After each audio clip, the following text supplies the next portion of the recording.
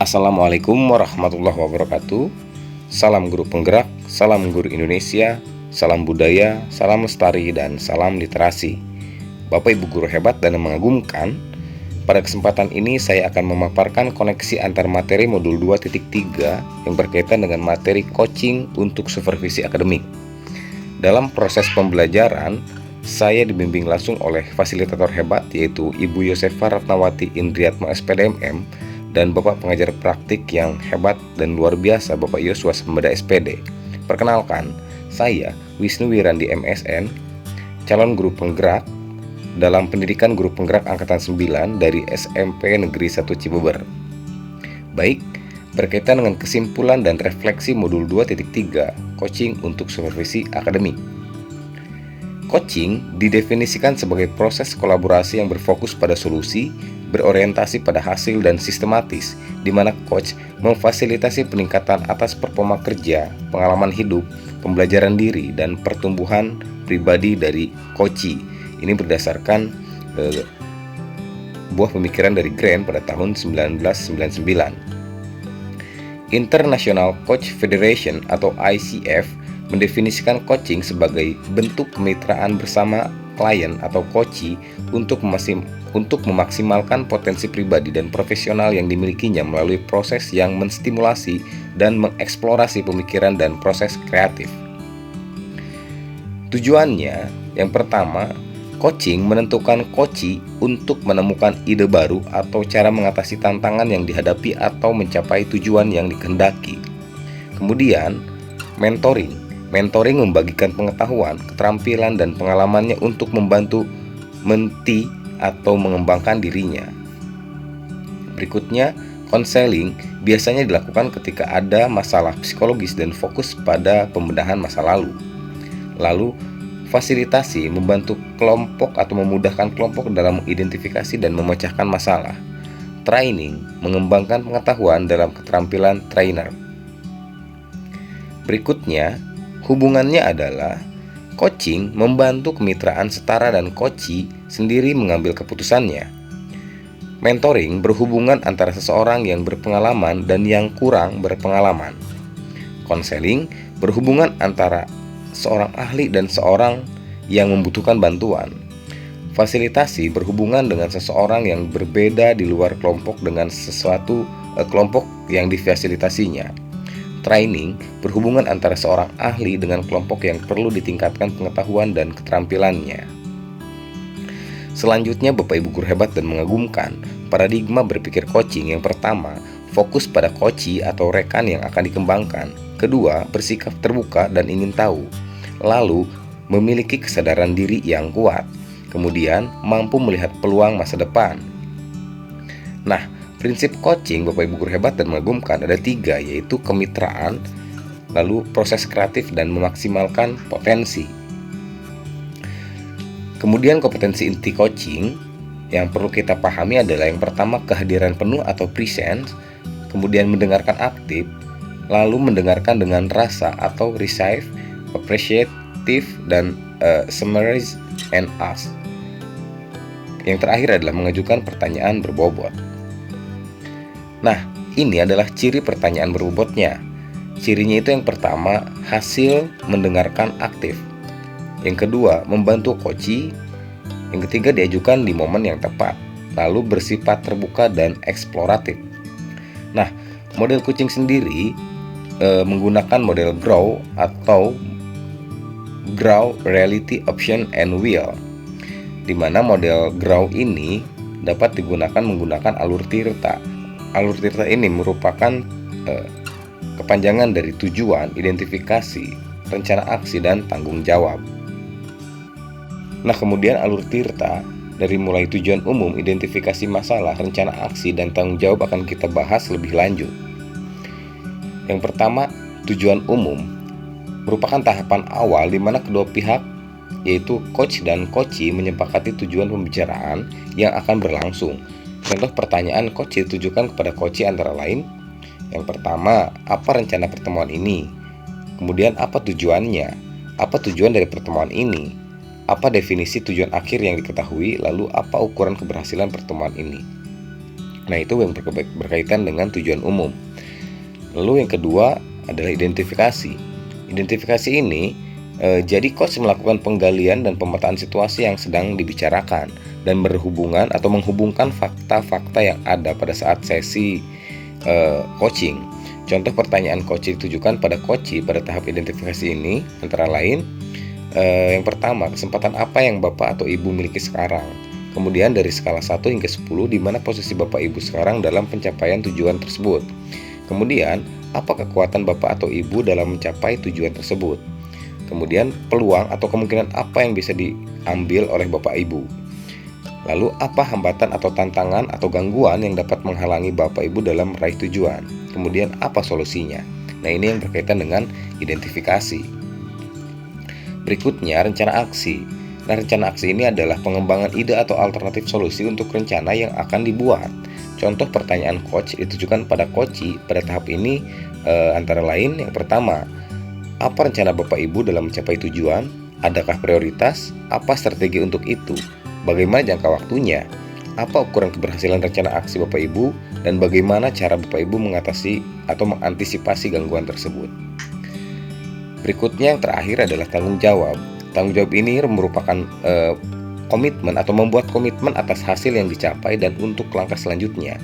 Contoh pertanyaan coach ditujukan pada coach pada tahap ini antara lain, apa komitmen Bapak Ibu terhadap rencana aksi? Siapa dan apa yang dapat membantu Bapak Ibu dalam menjaga komitmen? Kemudian, bagaimana dengan tindak lanjut dari sesi coaching ini? Nah, ini merupakan tahapan terakhir dari alur Tirta. Nah, supervisi akademik dengan paradigma coaching ini merupakan sarana dalam memonitoring pencapaian tujuan pembelajaran. Kemudian, prinsip-prinsip supervisi akademik dengan paradigma berpikir coaching meliputi kemitraan, konstruktif, terencana, reflektif, objektif, berkesinambungan, dan komprehensif. Nah, supervisi akademik dengan berpikir atau paradigma berpikir coaching ini yang berkaitan dengan supervisi klinis bercirikan yang pertama, interaksi yang bersifat kemitraan. Sasaran supervisi berpusat pada strategi pembelajaran. Kemudian siklus supervisi klinis ini ada pra-observasi, observasi kelas, dan pasca observasi. Lalu instrumen observasi disesuaikan dengan kebutuhan. Objektivitas dalam data observasi, analisis dan umpan balik dianalisis dan diinterpretasi bersama-sama. Kemudian menghasilkan rencana perbaikan pengembangan diri dan merupakan kegiatan yang berkelanjutan. Lalu, percakapan praobservasi perlu mengembangkan rasa percaya diri, motivasi internal, dan memberikan perasaan tenang, serta menempatkan guru sebagai mitra. Lalu pada saat observasi, perlu mengambil data secara fakta dan objektif dan fokus pada perasaan yang ditetapkan.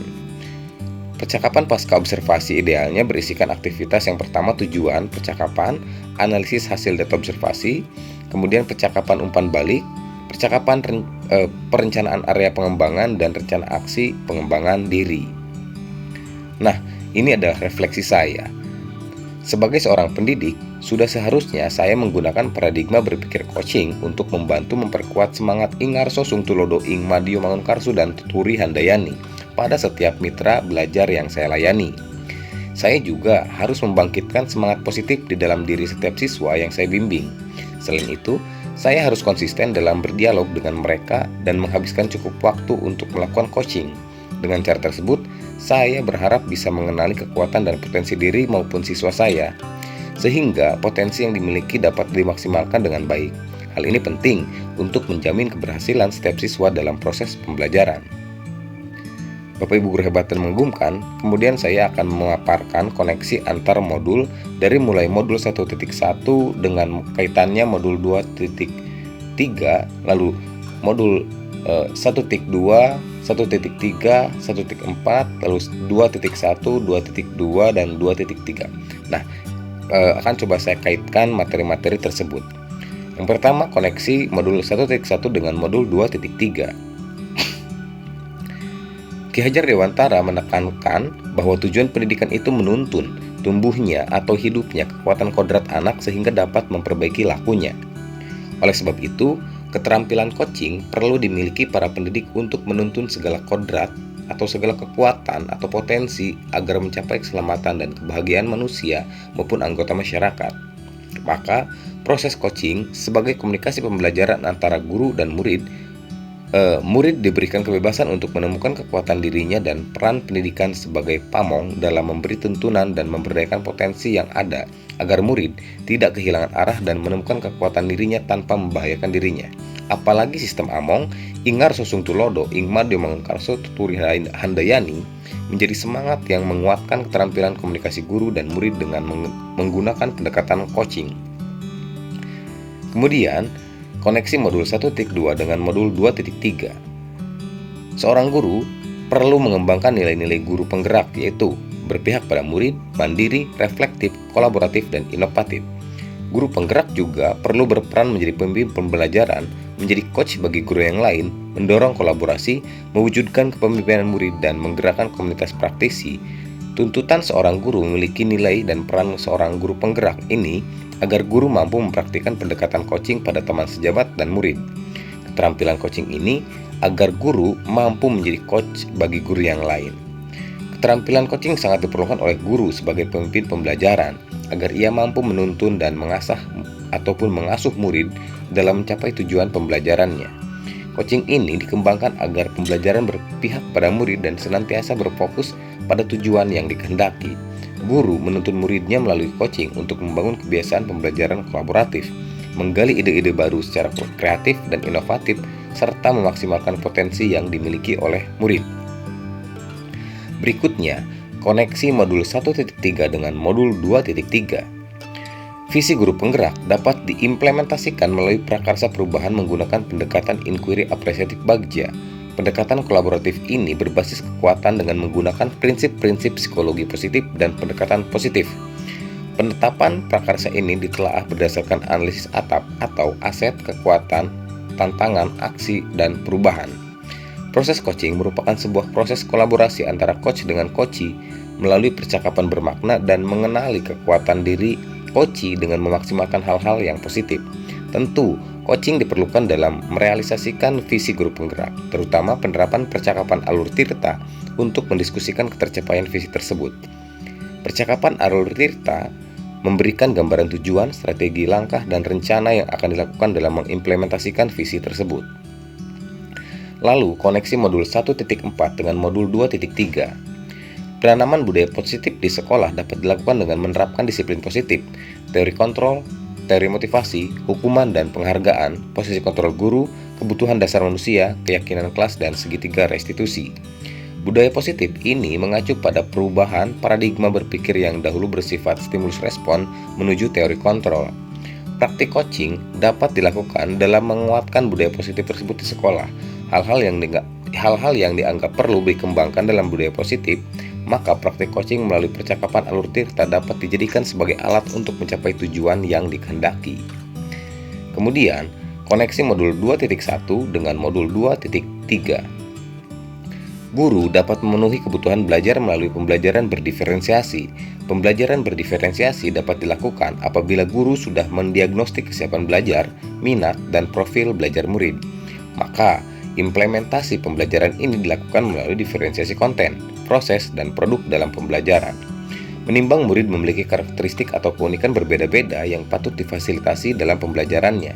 Oleh karena itu, agar guru mampu melakukan pembelajaran berdiferensiasi, maka guru sebagai coach perlu memiliki kompetensi kehadiran penuh, mendengarkan aktif, mengajukan pertanyaan berbobot, dan mendengarkan rasa, sehingga guru tersebut mampu menemukan kebutuhan belajar setiap muridnya. Berikutnya, koneksi modul 2.2 dengan modul 2.3.